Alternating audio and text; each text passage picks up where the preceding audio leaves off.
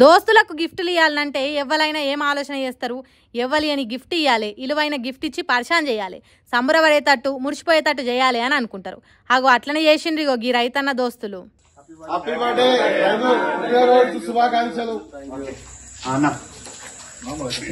ఈరోజు మా మిత్రుడైనటువంటి మార్ కిషన్ రెడ్డి 50వ పుట్టినరోజు సందర్భంగా మేము రైతులమందరం ఇక్కడ ఉన్నదా happy birthday to you, happy birthday to you.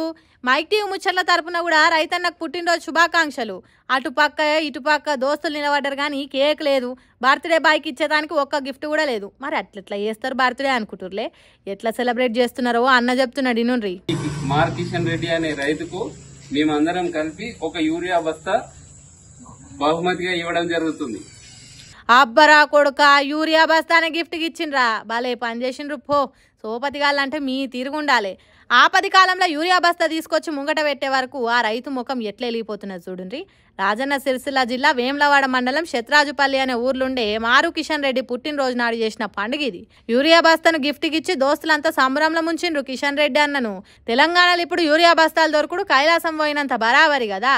కోడి కూత పొద్దు జామున యూరియా ఇచ్చే సెంటర్లకు పోయి ఎంత తండ్లన్నా 1-2 కంటే ఎక్కువ యూరియా బస్తాలు దొరుకుతలేవు.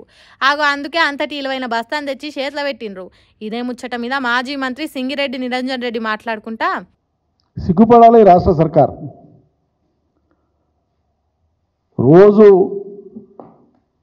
బుద్ధి పుట్టింది మాట్లాడతారు, నోటికొచ్చింది మాట్లాడతారు. మంత్రులు కానీ ముఖ్యమంత్రి గారు కానీ మరి మీ సిపాయిలే కదా, చాలా పెద్ద హరివీర భయంకరులే కదా. ఎందుకు చేతనెత్తలేదు? కేంద్రం ఇచ్చినటువంటి యూరియాను సరఫరా చేయడానికి రాష్ట్రంలో ఎందుకు చేతనెత్తలేదు? ఇంత చేతగానాలకు పాలనార్హత ఉందా? అసలు సిగ్గుపడాలి అసలు. హరే అంత పెద్ద మాట అన్నారేంది సారు? సిగ్గులేకనే యూరియా దొరకని రోజులు తెచ్చిండ్రు అన్నట్టు గట్ల అంటున్నారేంది సారు?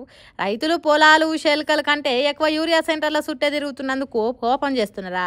ఇటు కాంగ్రెస్ మంత్రులు కూడా బాగానే ప్రయత్నం చేస్తున్నామని చెప్తున్నారు. మరి ఎక్కడ లోపం జరిగిందో ఏమో కానీ యూరియా బర్త్డే గిఫ్ట్తోని మొదలైన ఇసోంటి వీడియోలు ఇంకెన్నెన్నో వస్తాయో చూడాలిగా. మార్వడి గో బ్యాక్ అనే పంచాది బాగానే ముదురుతున్నది కదా రోజు రోజుకు. హైదరాబాద్ మోండా మార్కెట్లో ఓ తెలంగాణ మనిషిని తక్కువ జాతోడా అని మార్వాడిలంతా కలిసి కొట్టిండ్రని చాలా మంది లొల్లికి దిగిండ్రు.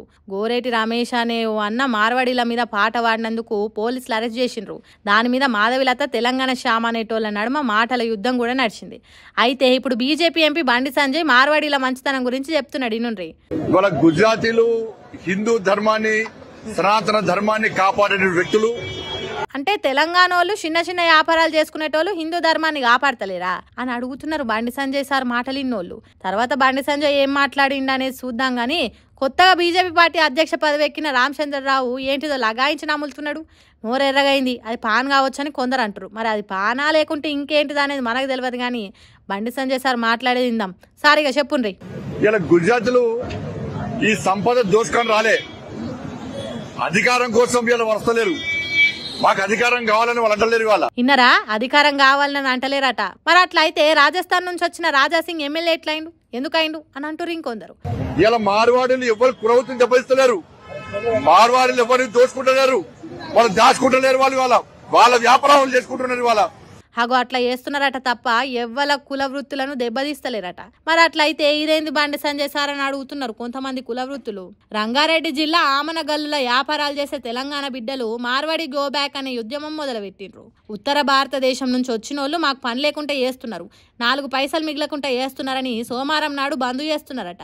ఇక చెప్పుండ్రి బండి సంజయ్ సారు, మార్వాడీలు ఉత్తర భారతదేశ వ్యాపారులు ఇక్కడోళ్ళు ఉపాధి నాగం చేయకుంటే వాళ్ళు ఎందుకు బంద్ చేస్తారని అడుగుతున్నారు. మార్వాడి గో బ్యాక్ అనేటోళ్ళు ఈ మార్వాడిలోల్లి షిల్కి పెద్ద గాలివాన అయ్యేటట్టే కొడుతున్నది అంటుర్రు. చూడాలి మరి ఏమవుతుందో.